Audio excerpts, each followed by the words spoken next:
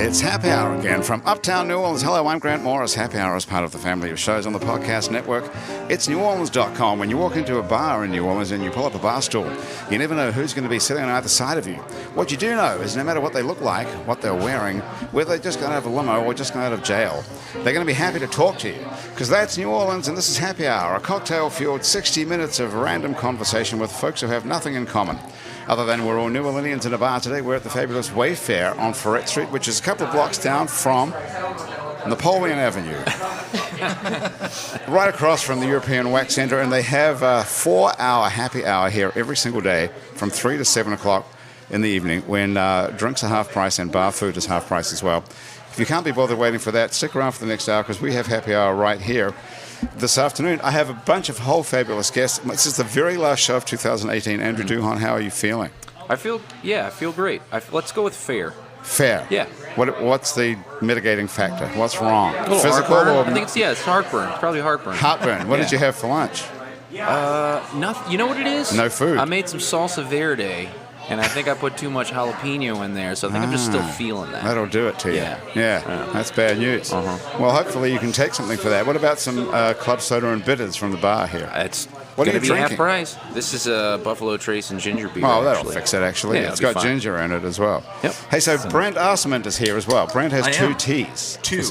Why do you have two teas and Brent? You know, that's a good question. I already started off with a good question. It's a great question. Thank you. Because it really doesn't matter. Brent, one tea. Brent, two teas. What made your parents put two teas? Is it a family thing, or no? Just special. Just think it special. Just makes it different. Okay. Just, Did you ever ask them why would you put two teas in my name out? No, I have not. Do we have their phone? Are they still with us? Your parents? Are they still both alive? They're here. I don't know if they're watching right now. Well, can we find out? Call them up. Yeah. Why is there two teas? Yeah. I can't believe that you haven't asked your parents. And how old are you? 40, say? 45. 45. I just turned 45. You look great. Thank you. Wow. Thank you, man. How did you do that? And you're a drummer. I am a which drummer. Which is, I guess, maybe it's the exercise. It could be. Brent, you've been a drummer for some incredible people, including Fiona Apple. Yes. And and live. You were in live. I did for a very short period of time. I did a tour. A tour with live? Mm-hmm. So you're the real deal. Well, I don't know if the real deal is the. Oh well, I can take that back if you like. No, I appreciate that. Yeah, no, well, funny enough, Dennis Rodman, the basketball player, is actually one of my best friends. And, is he really? He's actually the one that got me the gig. Do you know Kim Jong-un? I do not. Because Dennis Rodman does. We're going to get on to Dennis Rodman in just a minute. Tom McDermott is also a musician. Do you know Tom, by the way? I've heard of Tom's name many times in many circles, but I've never met Tom, welcome Tom. to Happy Hour. Oh, thank you for having me. Tom is one of the preeminent piano players. Like, how can you not know who he is? Asking myself the same question. First of all, you don't know why there's two T's in your own name, and now you don't know Tom McDermott. Strangely, he also has two T's in McDermott, correct? That is true, and there's nothing I can do about it.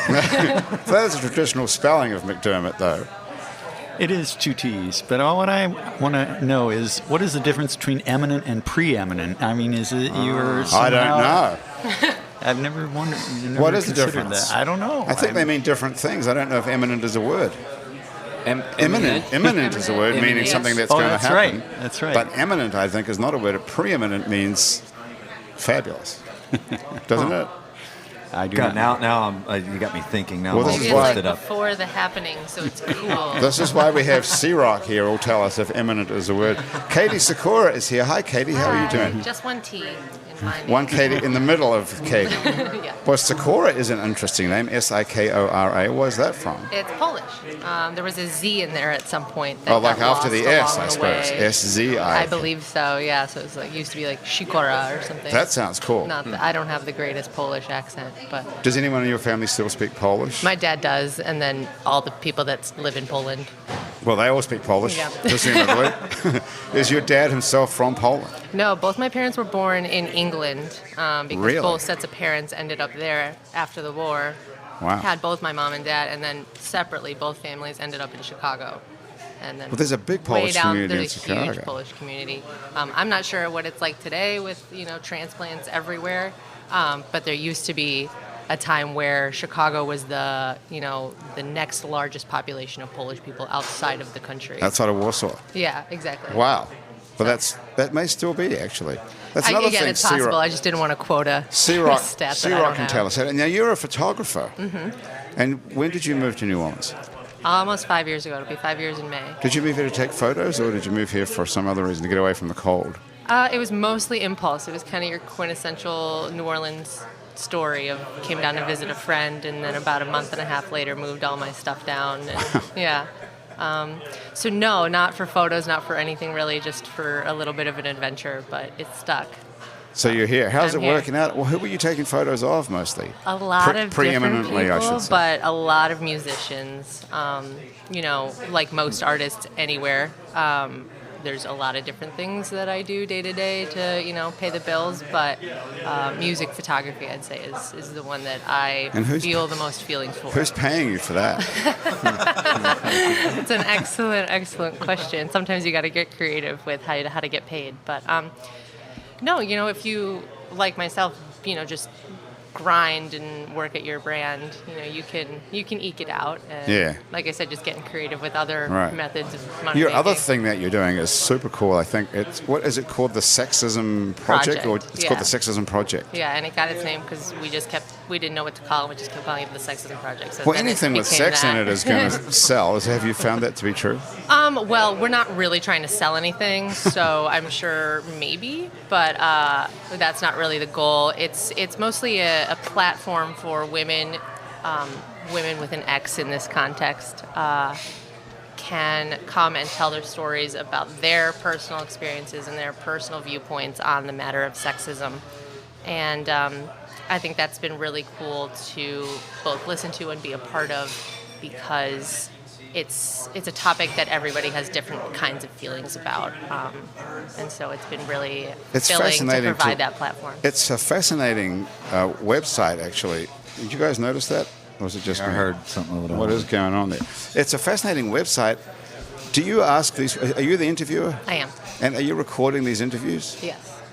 And what are you doing with the recordings? I listen to them and transcribe them, which is a You painful sit there process. transcribing every. Why don't you? Because I must say, you are a talented interviewer. You might like to take over this whole show, actually. I'll leave that to you. Would you- I'll come on and visit. But Those interviews are really great. Thank you. They're really first-class interviews. They really ask great questions of people, of all these women, all these different women from different walks of life, and all these different stories. And the questions you ask them are really searching and interesting. Thank you. Not Thank just you very much. yeah, but I was thinking, would it be great to hear those interviews? It would. The reason we don't publish the audio interview up to this point is because in many of them there is classified information that is off the record for how it's presented to the public. Can't you edit that out, though? Yes, but we haven't gotten that far yet. We're a small team. It's a scrappy organization, and So is this we're working our way toward higher levels of. But the classified product. information is offered at the. No, it's At the $200 information that level. the subject might say in the course of their interview, but not want I see. put out in the public. It's a Got lot it. of it's Yeah, a lot but- of hard stories that are being told. Yeah. They're really great interviews, but you could give them like a copy, an audio copy of it, and say what can't we say, and then take it out. Yeah, I'll usually go through, transcribe it, and then send them the full transcription and let them edit the audio. Interview. So they'll look at they'll edit look the at your transcription. and then they can take out the text that they And don't how want often there. do people do that? Handful of times. Most people, if they do end up seeing something they dislike or decide they later don't want in their interview out, in the internet sphere, they just, text me and then I take it out. That's the beauty of So the internet these days. the first ones I saw were basically musicians, I think, women musicians. Mm-hmm. And then the second round of people seem to be people in the sex industry. Yeah, the sex trade. Strippers and hookers and so on, which I thought was a strange question to ask someone, have you ever encountered sexism as a hooker? Well, I mean, What made you in think every of- single industry that we are going to cover, there is going to be sexism because it's everywhere. Yeah, but what made you go from musicians to people in the sex working industry? It was actually next? one of the subjects. We closed out the first installment of the project, which, like you mentioned, highlighted females and female presenting individuals in the music community here in New Orleans. And a friend of mine that we both freelance for Anti-Gravity, Right. our Which is a local magazine. newspaper. Yeah. She came up to me and told me about all the local and national legislation that is being put out then and still against sex workers and strippers, and asked if I would consider taking that on as our next installment. And we as a team had already talked about what our next installment would be, but it was too important. It was too great of a conversation not to have with people. And what was it's a legislative issue that they're trying to stop the So state? locally, a lot of the attacks are against the strip clubs in the French Quarter. They just recently passed legislation that says if you're under the age of 21, you can't work in a strip club, which has major civil rights consequences. And earlier this year, there's a lot of proposals going on to limit the amount of strip clubs in certain areas, much like the Frenchman issue on Frenchman, the music club issue on Frenchman. And where are we with that whole discussion now? It's an uphill battle. But has the legislature is it still a possibility that will So happen? the legislation that was proposed to limit the amount of clubs, I believe that is at the moment tabled. That was shut down in the spring, or that version of it. But they very recently passed through the motion that said that anyone under 21 can't work. And I guess that their reason for doing that is that they're trying to protect young women from being exploited. Is there anything terribly wrong with that theory? What is the ulterior motive here? There is a lack of discussion with the women and the people that actually work in the industry, and in conjunction with that proposed legislation. So a lot of it sounds on the outside like it would be a helpful thing. And the term human trafficking gets thrown around a lot, and that is obviously a word that triggers most sane people into a negative place, rightfully so. But the presentation of what the people in that industry need versus what to the outside, what the government is telling us doesn't line up with the actual needs of the community. But why does anybody in Baton Rouge care? Why are they suddenly making this an issue? There's a whole, it's not suddenly. There's been a lot of protest this year, last year, in 2005 when they went through the Operation Trick or Treat, which was just another version of the raids on the strip clubs in the French Quarter that have happened this year. It's just a very strategic attacking of a community that is and has been tied to New Orleans culture forever. And you can read in the interviews more of the nuanced reasoning and what people who actually work in these jobs and in this industry are feeling and think of these protections, and it's not what they're saying it is. But what is the ulterior motive? What are they trying to get out of it? I mean, is it just a sort of a conservative, religious, moral objection? There's a lot of that. I'm still learning a lot about the history of this battle and of the... Yeah, you must be learning a lot about it. Oh, yeah, it's been a crash course, and I still have a great many things to learn. Are you thinking about being a stripper ever? I will keep that information to myself. Okay. But, it is... it's not something that I think would be a bad thing if that was a decision I decided to make. I would be very proud. And even if, there's a lot of different opinions on the way, aside from all the legal stuff, there's a lot of different opinions currently about the way strip club culture and sex work culture is presented in, in popular culture. So you have a lot of, fashion now reflecting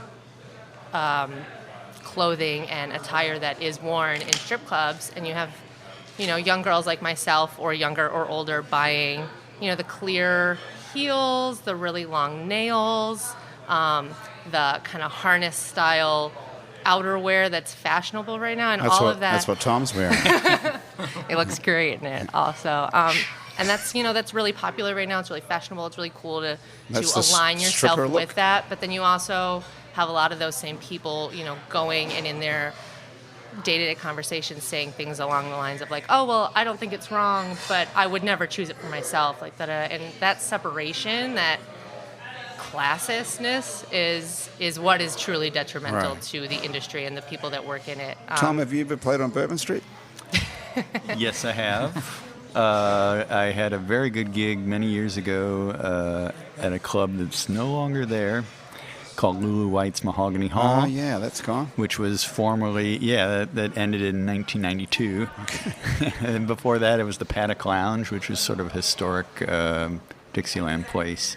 I played there with the Dukes for 2 years, and every once in a while I play the Maison Bourbon, which has trad jazz, and Fritzl's, which has trad in both places 7 nights a week. Do you do solo piano there? Do you sit there? No, it's a band. You're with the band, with the Dukes of Dixieland. No. The early gig was with the Dukes, but I haven't been a Duke since the 90s. So who are you with now? Well, I've had a long-time gig with Aurora Nealand at Bufa's. She travels a lot. I travel a bit too, and we cover for each other when we're not there. I have a solo gig at Three Muses. I play once every couple months at Snug Harbor. I play at the Starlight. I play at the Bywater Bakery. Everywhere. Wherever. Oh, well, not everywhere, but I don't play at the Maple Leaf, for instance. Do you ever, except this coming week, I will for Booker's birthday. But yeah, as Booker's birthday is in December as well. What date is that? I think it's the 17th. That's weird because Professor Longhair's birthday is the 19th. Yeah, they're all I together. never realized There's a Neville in there too. Wow, are you playing at the Professor Longhair thing as well? Mm-hmm. So you're doing two of those in a week? Well, there's just not that many people who are doing this stuff. Well, there aren't that many people who can play piano like you, that's for sure. There's you can count them on one hand, and you still have a couple of fingers to spare, actually. To play the bass line with the other hand. There aren't that many people in New Orleans. I mean, are there people coming up after your generation? Yes, definitely. Are there young kids? I mean, there's you and John Cleary. There's a guy named Josh Paxton who's really dug into it, and he's transcribed a lot of the stuff and had the books published. There's a new fellow named Shea Pierre, who I haven't heard yet, who evidently has a very good Booker thing. Paul Longstreth. I mean, there are people. Are these young people? Like in their 20s? Maybe 30s, 40s. And maybe there are 20-year-olds as well that I just don't know yet. Because when did you find out you could play like this? Have you guys ever heard Tom play? I have not. I have in passing. You haven't? There's a lot of people that I took pictures of like my first year that I just was shooting and I didn't know. So you would have known if you'd heard. Tom can play the piano like almost nobody. I mean, there's very few people. Have you ever thought about what constitutes that kind of talent, why you can do that, and why other people can't? I have a feeling starting very young is a big help because I was 7, and being from a musical family was very important. Could you sit down and play at 7? Did people sit down and listen to you at 7 and go, holy shit, this guy can play the piano? Well, that was my first year of piano lessons, but I'd say by the time I was 12, people would say, I was playing Chopin waltzes and things like that. So it's not unusual. It's not unusual. It's not unusual. No, I feel I've taken a long time to develop, but that's just the way it was. And but you can play anything. What do you? Because you're like even when you're not playing classical music, it sounds classical somehow. Oh well, not in a bad way. I don't mean. I mean in a good way. It's some sort of a touch you've got that's. Yeah, I have facility. I can play lots of notes quickly. Not just that. It's not that at all. It's a feel. So I've really made a point of studying. I moved here in '84, and even before that, I was playing Jill Earl Morton and starting to learn Professor Longhair and Booker. And I moved here really to dig in. How did you teach yourself to play like Professor Longhair? Well, you just listen to the records. Back then, there were no transcriptions. Right. Now you can get a book of. Can you? Oh yeah. You could teach yourself to play piano like Professor Longhair. You can read the music, but I have a feeling that really when you have to do the work yourself, it gets in there deeper. Right. Hey, what do you feel like playing? We have a piano sitting right here. Well, I can play Tipatina for you. Whatever you feel like. You can play anything you want. Yeah. Okay. Do you want a 3-minute Tipatina or a 5-minute Tipatina? 3 would be better than 5 in this case, I think, probably. Let me do that. You can play anything you want. Okay, cool.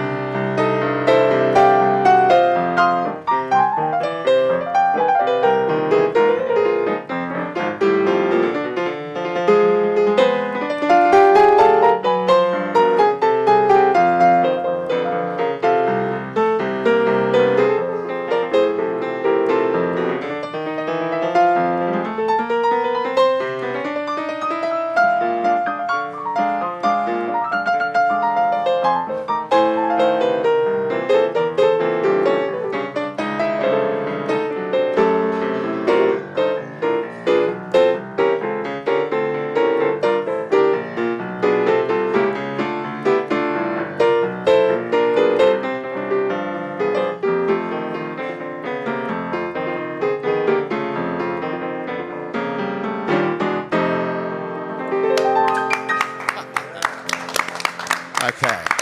Is that sick or what? That's great. That is such That's so it's such a good. brilliant piece of music too. You know what's funny is John Groh had actually posted a video last week. He was I saw you that. see In that fact, video. I was working on trying to steal some licks from that performance. Yeah, and he's another guy that's just great with that style. Yes, he and is. that's always been one of my favorite New Orleans style piano songs. Do you play the piano too, Brent? I right? do a little bit. Yeah, Can you play anything like that at all? not that good. No. But are you in the Well, same? I play no drums at all, so you're safe you're there. ahead. Yeah, I started piano when I was around 10 or 11, mostly to facilitate a writing tool. Right. I did take some formal lessons, but it was mainly, as I got older and progressed, was more of an instrument to be able to write. What made you move to drums? Well, I was always a drummer. My dad is a drummer. My dad was a local New Orleans musician for years. He played in Lee Dorsey's band. He was in Lee Dorsey's touring band from like 1977 to when Lee died, like in '86. That must have been a hell of a life. Was he on the road a lot? Was he gone a lot? They did a lot of just one-offs, so they were kind of gone on the weekend, and they did actually, funny enough, they did one major tour with the Clash of all bands. So Lee Dorsey, the Clash were huge Lee Dorsey fans apparently at this point in time. This was in and around 1982, and they wanted Lee to open. Yeah, the And- British New Orleans connection. Right. It's Exactly. been going on forever. Well, it's funny because my dad told me the stories about these guys would walk around with jam boxes with Professor Longhair blaring. Right. They Fats Domino. They were long hair fans, the guys in the Clash. They were the huge fan of New Orleans music. So hence them getting Lee Dorsey to go on a road. So your dad went on the road with the Clash. Did he have some good stories about the crazy sex, drugs, and rock and roll? I remember this one story he told me. I think it was the first gig that they did, which was in Philly, and there was a beginning of tour party that they had for the band and the tour, and of course they were all invited, right? So, and I guess you would have to put yourself in the situation of being, in the room with these all of these British guys that are, this is punk rock. This is early 1980s. So my dad said the first thing I see when we walk in is this big line of television sets all put together with porn, war, nuclear explosions, just all of this bizarre footage, women walking around topless, big plates of cocaine on the table, everyone has a joint hanging out of their mouth. So he goes, that was my first introduction into... That was day one. That was day one. And that went on for, I believe, like 20 days. Wow. So, yeah. And he had a wife and kids at home at that He point. did, Do you he have did. brothers and sisters? I have a sister. I have a sister that is 8 years younger. What's her name? Lindsay. How many Y's at the end of Lindsay? Just one. Just the one? Yeah. I'm the Did we- different one. I'm Did the different one. did we ever get a hold of Dad? What does he do now, your dad? Is he still playing? He actually does still play. He plays in a kind of 60s throwback band. Really? They do all like 60s the hippie type music. But he's actually a contractor. He's a general Oh, contractor. really? So he got out of the music business? The business, yeah. Right. Yeah, he did. And but he still plays. He was a huge influence on me. I mean, I remember, as a kid being at C. Saint Studios and watching them record because they were at that time they were sort of like the Funk Brothers for this period of time at C. Saint. So they did a lot of recording with like Huey Piano Smith. Lee, So they were the of guys in the course. band Yeah. at C. Saint Studio. So he would go to work every day, basically. He did, yeah. With Alan Toussaint. For several years they did Right. that. I wonder how much they got ripped off. I mean, I don't think he made $1. That's what I'm saying. Yeah. Well, they sat there and played those sessions. They probably got a couple of bucks a day. I don't think they got that. They got nothing. They must have got paid something. Weren't they getting paid in those six-pack days, of Tom? Heineken. You were almost here then. Well, the thing is, session musicians never got paid part of the Right. publishing or Right. any of that, and oftentimes they make the recording. You Yeah. know, they're so important to the recording. Well, but especially- that's just the nature of that Right. world. You know, Yeah. Well, back in those unfortunately. days, yeah. I mean, when I moved to LA, I moved to Los Angeles in and around 1996, to pursue a career, and luckily is when I got the audition for Fiona. But as far as doing sessions, I started doing sessions in and around LA, and I was getting $250 a day, and I thought that was just amazing. Yeah. And come to find out, obviously, I was new there, no one knew me, so I wasn't going to get top dollar. I mean, no matter how good your skill level is, or What does a Fiona Apple audition look like? What happened? It wasn't much, because it was just actually me and the MD. Oh, really? Yeah, and this is right before Tidal was released, so that was her first record that had Shadow Boxer. That was her first hit. So she was she wasn't very well known yet. I had gotten a call from a friend of mine saying, they offered me this gig with this chick Fiona Apple that Sony just signed, and she's going to be like their next one. And I can't do the tour because he was actually playing with Beck. He was playing with Beck at the time, and he couldn't do the gig. You're really in the circle at this point. I was starting to creep in, because it's a very, very small circle, and it's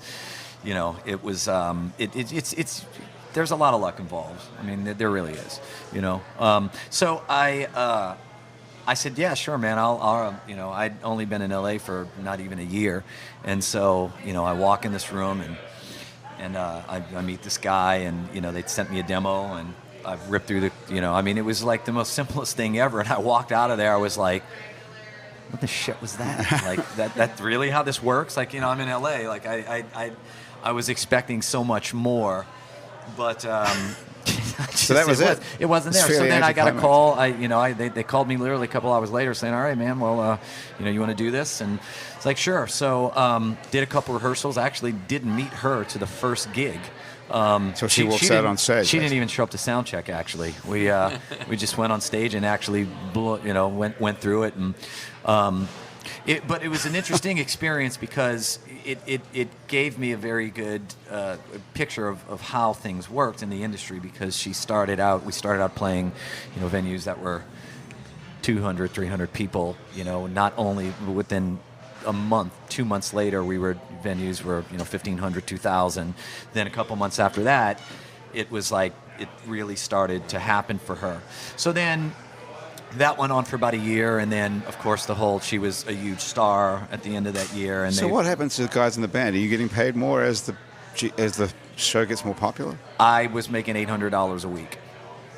From beginning to end? From beginning to end. They don't pay you more when you're in a hit band? Oh, no, absolutely not. Well, the next go-around, I'm sure the money increased. But, touring musicians nowadays, unless you're playing in a legacy act like Styx or Journey or a band like that, you're going to make $1,500, couple $1,000 a week, maybe tops, which isn't bad. Sounds okay. That's not bad at all. But, compared to, making $4 or $5 grand, or if you play with Paul McCartney and make $25,000 a week, which... Is that what you get if you're in Paul McCartney's band? There's only one Paul McCartney. Yeah, exactly. Well, that's what he pays his guys. How do you get into that gig? You don't. Somebody's got to play drums with Paul McCartney. Well, he's actually had the same band, like Abe Laboriel Jr. on drums, Paul Wickens on keys, which is sort of like his MD. He's been there for years, and he's a great player. He's got a great band. I'm sure you guys have seen Paul, right? I assume. Certainly heard of him. Right, you heard of the guy, right? You ever heard of the Beatles? You ever heard of them? Yeah. But for me, it was a great, a good move to LA. My mother actually had remarried and moved there, so it was easy. I had a place to stay. Right. So, what made you leave and come back here then after all these years of success? I love New Orleans. It's where I grew up. Right. This is like my home. This is my hometown, and I've always planned on moving back here at some point in time. And my wife actually got pregnant again. And that was your responsibility. It was. Assumedly, right? Not someone I did else's. it. No, I did it. Yeah. Not Dennis Rodman. Yeah, no. He wasn't involved. How did you meet Dennis Rodman in the first place? I actually met Dennis when I was playing with Fiona. He was playing in San Antonio at Spurs. He was playing basketball. Yeah. She was. And and I don't know, man. We hit it off. We became friends, and then that's just too easy, though, isn't it? I became friends with Dennis Rodman. He seems to be the strangest person on earth. Dennis is, despite what he portrays himself to be publicly, he is one of the best human beings I think I've ever met. Don't tell me he's just a normal guy, because that would be very disappointing. No, he's not normal. He's so not normal, it's not even funny. But as far as his antics and what he does is his unconventional ways. But knowing him as an individual and a friend, he really is. He's a great guy. I mean, he was been one of my dear friends for 20 plus years. Does he come down to visit you here? He's come once. Actually, that was last year. He came down, and I'm so happy you have me here, because I'm 2 degrees now from Dennis Rodman. From Dennis. Yeah. I mean, I never thought I'd get there. Yeah, right. Well, if he comes back. As a Chicagoan, I'm, by DNA, have to be jealous of you now that sure. you know him. Yeah, no, he actually. He's been a really great friend. I mean, actually, I lived with him for about now we're 3 getting somewhere. No, not that way. That was actually when. No, I wasn't expecting you to be. You weren't his boyfriend or anything. You were roommates. You were Dennis Rodman's roommate. Yeah, he allowed me to move into his beach house for a few months when I actually split from my first wife. What? Yeah, I've been married twice. Okay. How long were you married to the first one?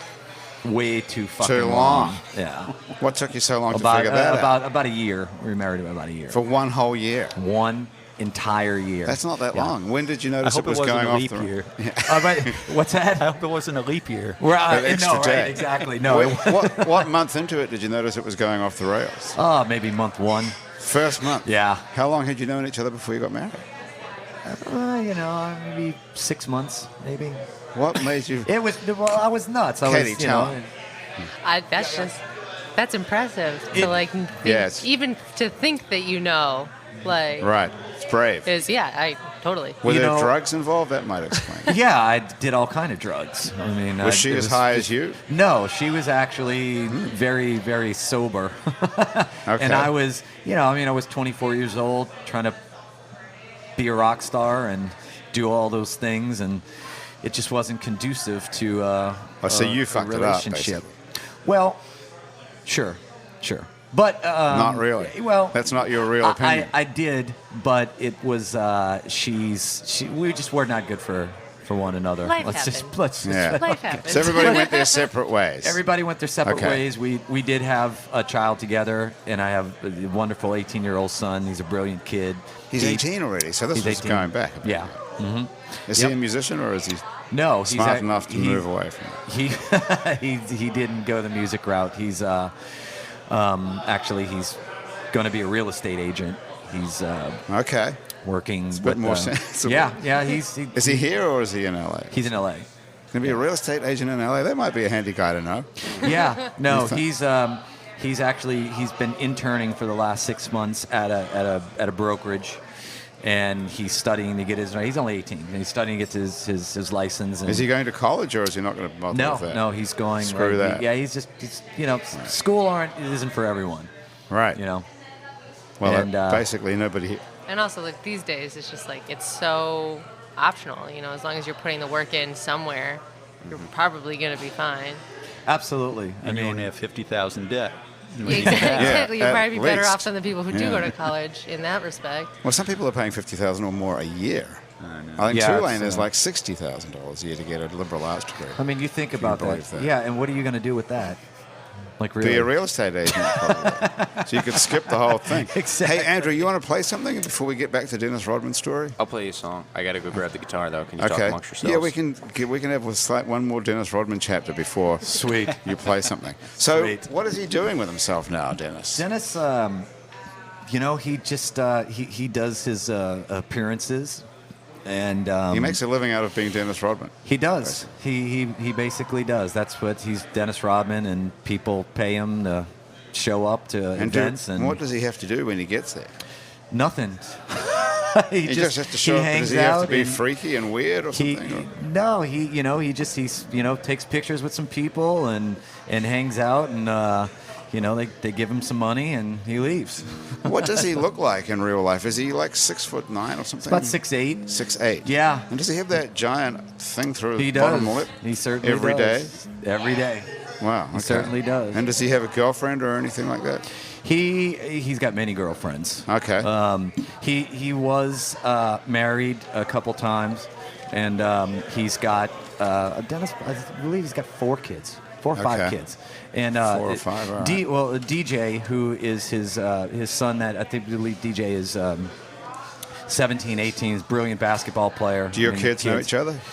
My son and DJ actually do know each other. Yeah. They do. Mm-hmm. So it's going on to the next generation, the Rodman. Exactly. Rodman Arsement. Hey, what kind of a name is Arsement? It's spelled A-R-C-E-M-E-N-T. Arsement. It's Arsement, yeah. You know, what does that mean? Something? I'm sure it does. I have no idea. I wonder why there's not 2 T's at the end of Arsement. I don't know. We should do it. We got a few people to call. We need to call your dad about that, and we have to call Dennis Rodman and see when he's coming on Happy Hour. We do. We actually do. Because Tom's coming back for that show, for sure. Okay, Andrew, you good to go? Yeah, sure. Pretty good. What are you thinking of playing here? Well, are you okay there? You look a little bit. Yeah, no, it's fine. I got that there on purpose, actually. Okay. Well, it's all these creatives around the table. It's tempting to play something polished, but I'll continue. I'll continue my streak of playing a new song. Okay. Here's a little something. Can you hear that guitar? There it is.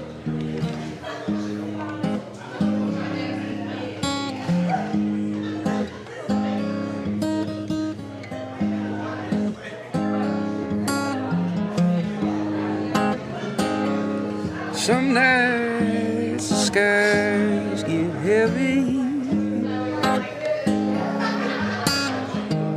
clouds rest up on dry land, ghosts come a-tumbling over the levee. To you I reach out my hand.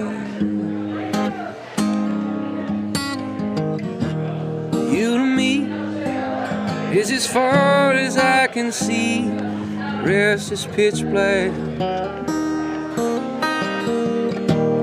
just enough to see that I've been blind in all my looking back, just enough to feel the time stop. Let the healing begin on the nights when the fog rolls in.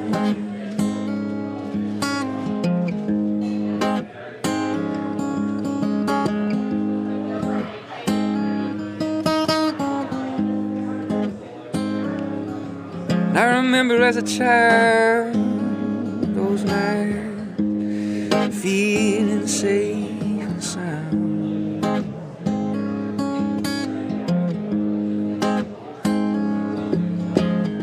The smoke billows like a pillow, covering up the whole town.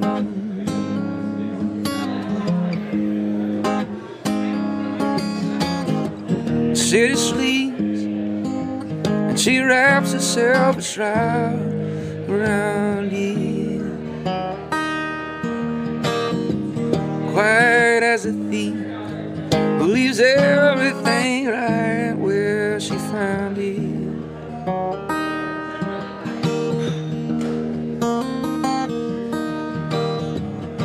And oh, so sweet how the haze that blinds us, it shines a light within on the nights when the fog rolls in.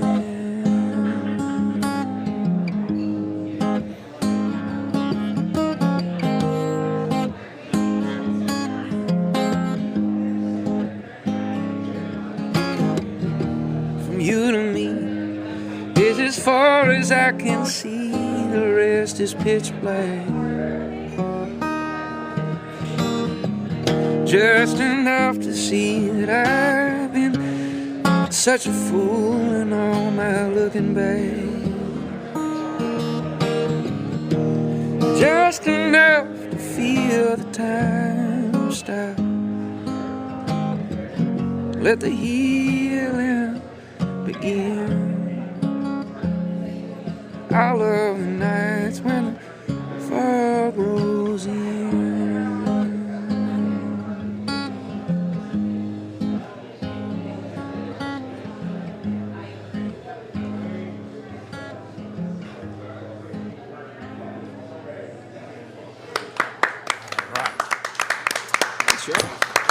Dude, good song, dude. Thanks, appreciate Killer. it. Thanks. Well, we got things rolling along at a pretty high musical standard here today on Happy Hour. That was beautiful. Yeah, that's a great Tom, song. what do you Thanks. think? I loved it. Thanks a lot, y'all.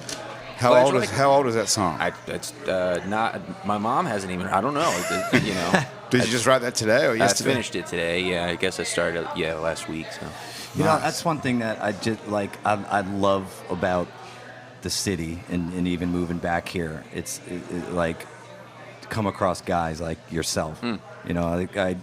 You know, Jack and I. That's how actually. Right. we And we know you connected. through Jack Mealy from the what's the name of the music shed? The Music Shed, yeah, it's a studio that we run and we work out of, and Jack is actually when I moved here, obviously I was looking for someone to form a musical partnership with, and everyone that I asked, Jack's name came up, and so we formed a partnership, and going out and me being back in town and going and finding.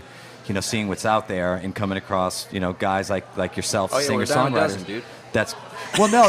What I mean of how just great playing. everyone is. Sure. Because you Yeah. think in L.A. Because I had a studio back in L.A. too, and I would try to find artists to produce, and I mean it would be like 1 out of every 100 that had something that was just remotely interesting. And here, it just seems like everyone has something. And But I here's don't know. the problem.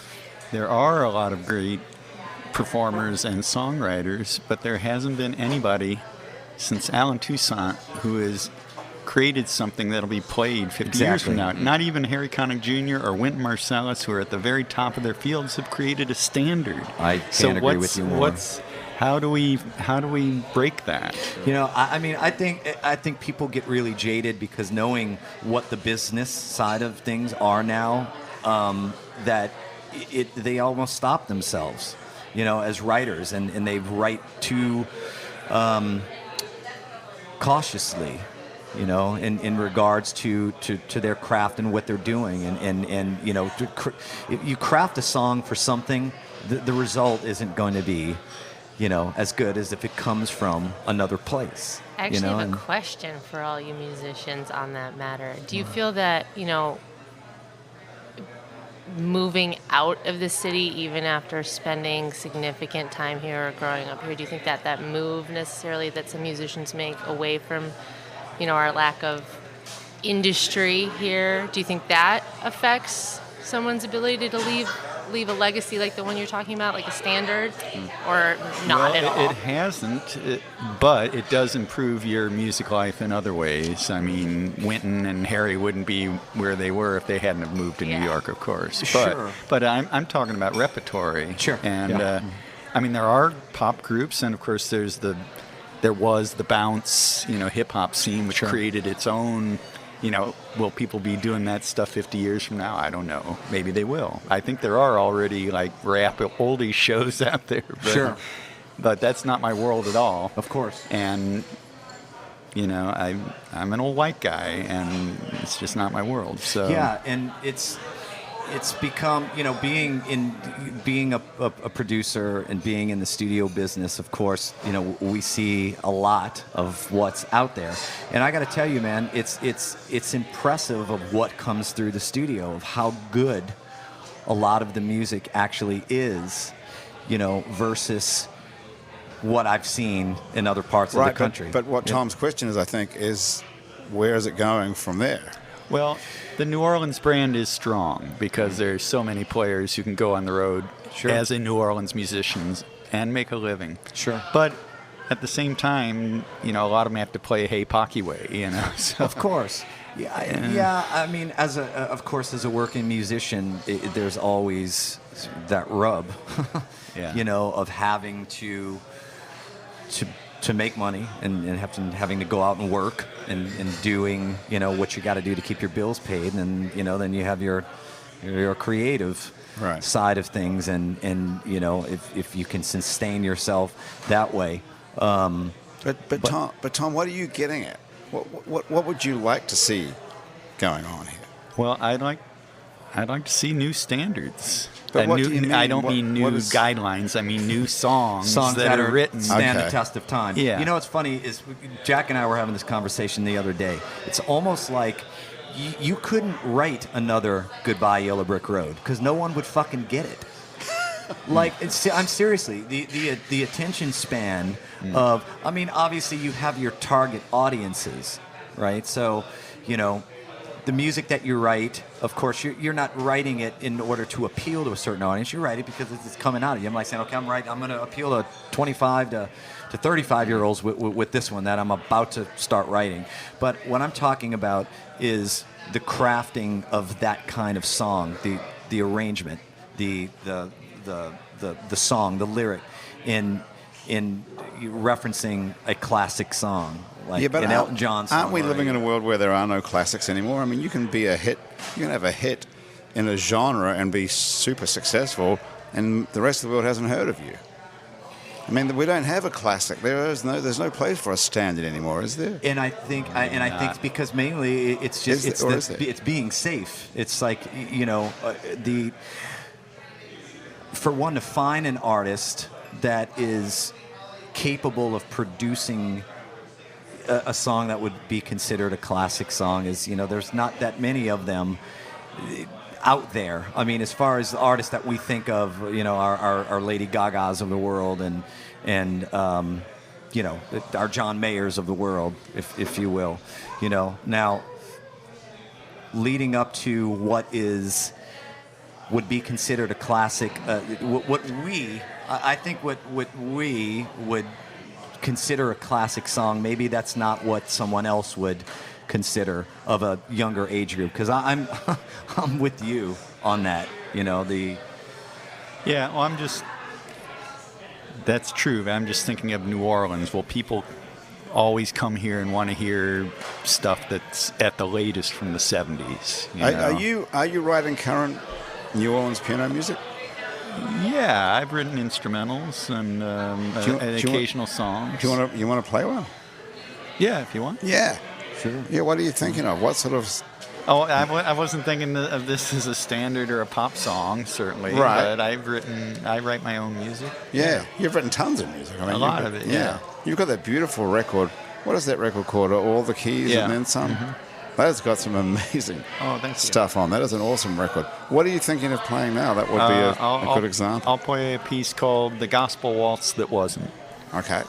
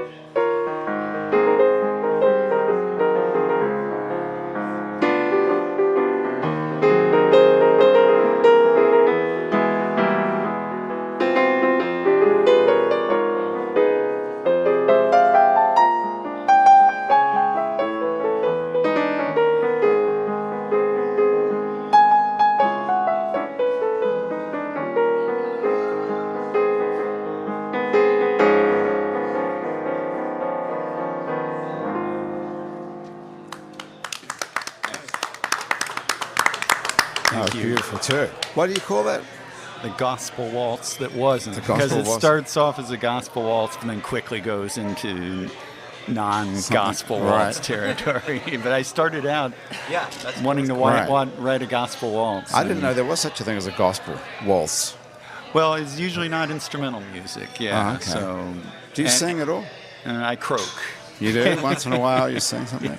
Once in a while. Yeah. Katie, are you still going out to hear music? You've been here for 5 years, so you might be still going out to hear a lot of music. I am. I'm going out a lot less. It's because I'm exhausted all the time. I'm sure you guys know what that feels Yeah, like. it starts to wear on you after a while. But I was out on Sunday night at Gasa Gasa, just down the street, checking out Sightsee. They're relatively new. Sightsee, so we should yeah, know one about word, Sightsee, spelled how you think it is, and they're pretty amazing. They're on Spotify and all the different socials. But Okay.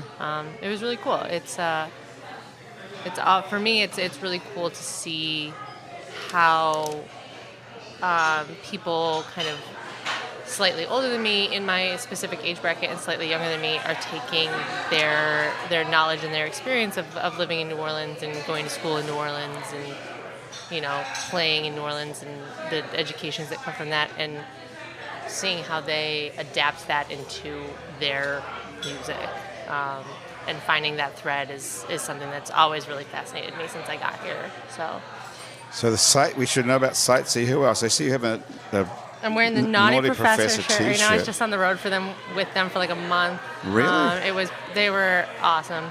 Those Yeah. guys are really talented They're musicians. very talented and just the sweetest dudes you would ever meet. You They went were- out on for a month with Yeah, so Naughty I was Professor. I was with Naughty Professor, Big Frida, and Tank and the Bangos. That was one.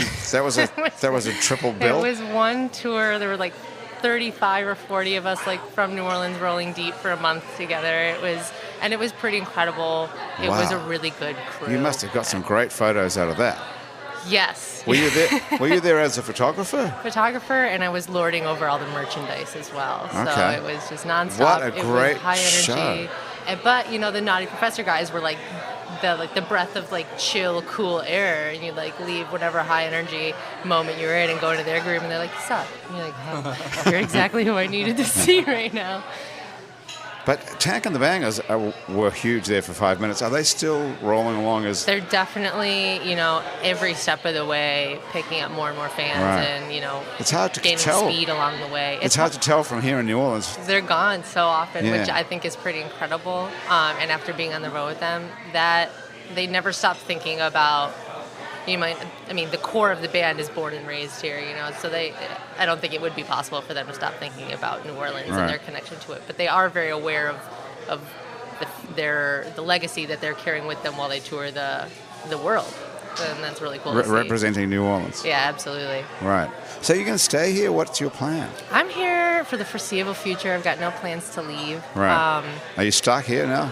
I don't Can know. you can you not imagine leaving? That's how I most of think us ended up stuck. By the time, you know, my lifespan is coming to the tail end, that there's going to be some pretty major climate issues on anywhere that's on the coast. So we'll see how that goes. But Are you think you're going to live long enough that you're going to be here when the when the water's up who to knows? here Ferret Street? Who Well, knows? I mean, that's a long way again, away. I have no idea, but I love it here, and I've got no plans to leave All right. soon. So. Brent, are you staying now that you're back?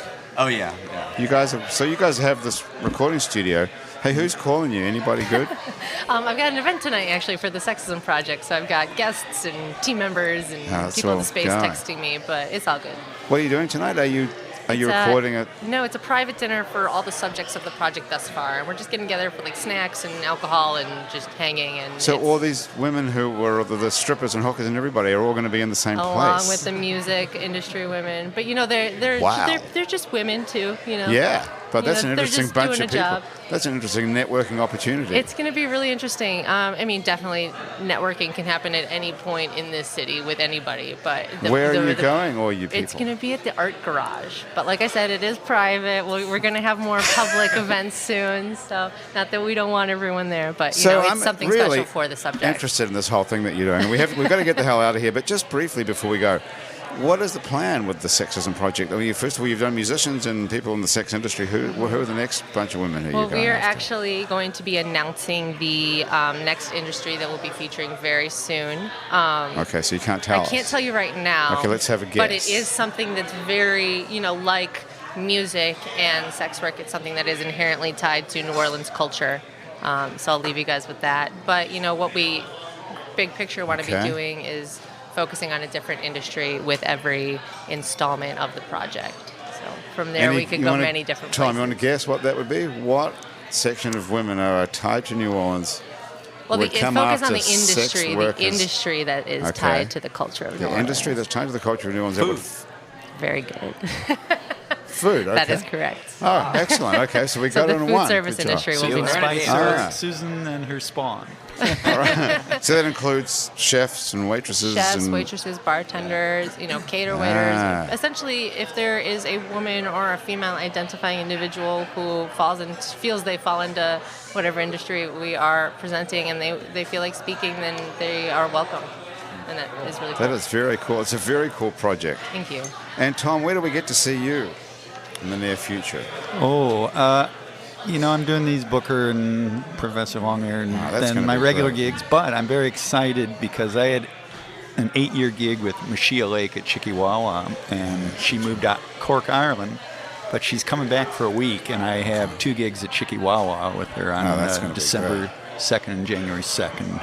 So it's going to be a great homecoming. That is for good. her. And we'll see you two in December at the Booker birthday it's party at the next Maple week. Leaf. Next week I got a Harry Shearer show and a Booker show and my God. a Loose Cattle show and just all All these right. shows. And we've got a link to your stuff on our website. It's neworleans.com. I need as to well. update that. Yeah. And I wanted to ask you about all these tattoos, Brent, but we've run out of time, No so we'll have to problem. do that next time. Who did all these tattoos? Do you get them done No, a guy here or New or in Los California. Angeles? Yeah, a guy by the name of Steve Schultz in Costa Mesa. He's Very my cool. tattoo guy. Whose face is that? This that like an is all Indian? like Mayan, Native American. Right. It's actually a totem pole. Oh, wow. All sort of tied in together. It looks great. It looks super painful. Well, he's like one of the better black and gray tattoo artists in Southern California. Schultz. So, Steve Schultz. Steve Schultz changed yeah. his name. Okay, I like that. Well, they'll get on to you, that man. next time. Thank you so much for being here. Katie Sakura, we've got a link to your stuff too on our website. It's neworleans.com. Andrew, it's been a hell of a 2018. It's Great all to see you, over. dude. Yeah, I here we know. are. I guess, We're back. onward. We have nothing to do for weeks now until 2019. Yeah. I just have to thank you very much to the people at Basic Swim and Gym. We can get a full range of fashion swimsuits and workout and yoga clothes with style. Basic Swim and Gym is right next to the lingerie store, Basics underneath on Magazine Street near Jefferson Avenue. And thank you, too, to Hangover Destroyer, the only all-natural product medically proven to prevent a hangover. Go to H-Destroyer. You should know about this, Katie. Go to hdestroyer.com, write happy hour in the coupon code, and you can get 30% off of Hangover Destroyer. And you, too, can seize the door. And thank you also to the Positive Vibrations Foundation, who create and encourage community through the development and preservation of the arts, music, culture, and heritage. And once again, if you'd like to be a member of our Patreon family, go to patreon.com and search for It's New Orleans Happy Hour. And for as little as $1 a month, you too can be a member of our Patreon family and get all sorts of exclusive stuff. That's about it for 2018, everybody. Thank you so much for being here. Thank you for having Thanks, me. y'all. Happy This holidays. has been a y'all. great... Yeah, happy holidays, everybody. We'll see you in 2019. The producer of our show is Graham DePonte. Our music producers are Christian Unruh and Monique Pyle. Thomas Walsh is our technical director, and Asher Griffith is our Facebook Live feed director who put this whole thing on Facebook Live. If you didn't see it on there the first time, go back and take a look at our It's New Orleans Facebook page. Our fact checker and social media connector is Andrew Searock. Our theme music was written by and is currently being played by Mitch Foreman. If you'd like to be on our show and you can stay upright for about an hour while drinking alcohol, drop us a line. Our address is on our website. It's neworleans.com. You can also check out many other hours of Happy Hour that we made previously, as well as other shows we make around here, including Out to Lunch with Peter Raschuti, live from Commander's Palace, Louisiana Eats with Poppy Tooker, and our award-winning podcast about death, which is called Death the Podcast. You can find other great Louisiana podcasts at itsacadiana.com and it's batonrouge.la. You can keep up with us on a bunch of time-sucking social media, actually, like Facebook and Twitter and Instagram. On all of it, we're called It's New Orleans. You can find photos from this show on itsneworleans.com and on our Facebook page and on our Instagram feed as well. On all of them, we're called It's New Orleans. And those photos were taken today by Jill LaFleur. You can find more of Jill's photos at lafleurphoto.com. If you listen to this on your favorite podcast app, Thank you for subscribing to us. Take a moment if you've got one to rate and review us. That helps other people find us. If you listen to us on Spotify, you can follow us and get Happy Hour delivered to you each week. Our show is recorded live today at Wayfair on Ferret Street in Uptown New Orleans. Happy Hour is a production of INO Broadcasting for itsneworleans.com. For Andrew Duhon, everyone around here at the table at Wayfair and back at our office at INO, thanks for joining us on Happy Hour. It's been a hell of a 2018. We look forward to continuing things in 2019. Till then, I'll see you back here. I'm Grant Morris. I'll see you back here in about, 3 weeks? 4 weeks. Oh, my God. See you then for more Happy Hour.